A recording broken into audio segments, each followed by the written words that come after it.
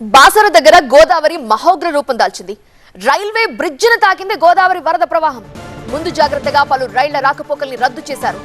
Nanded to Basara, Nizamabad to Basara ఆ రైళ్లని నిలిపివేశారు. మొత్తం 16 రైళ్లని రద్దు చేశారు. 6 రైళ్ల రాకపోకల్లో మార్పు చేశారు. 101 అడుగుల ఎత్తుండే Basara railway bridge Basara temple town కి గోదావరి వరద భయం పట్టుకుంది. ఆలయాన్ని 3 వైపులా కూడా గోదావరి చుట్టుముట్టింది. ఆలయానికి 100 మీటర్ల దాకా గోదావరి వరద చేరింది.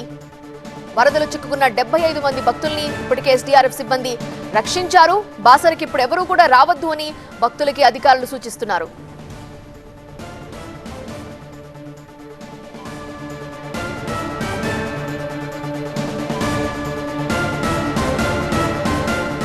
బాసరలోని బ్రిడ్జ్ మనం చూస్తున్నాము. గోదావరి ఎంత ఉధృతంగా ప్రవహిస్తోందో, ఆల్మోస్ట్ ఇంకా కొంచెం ఎక్కువైతే కనుక టచ్ చేసేటువంటి బ్రిడ్జిని టచ్ చేసేటువంటి పరిస్థితి కనిపిస్తోంది. అందుకనే పలు రైళ్ల రాకపోకల్ని రద్దు చేశారు. కొన్ని రైళ్లకు సంబంధించి మార్పులు చేశారు. మొత్తం 16 రైళ్లను రద్దు చేశారు. 6 రైళ్ల రాకపోకల్లో మార్పు చేశారు.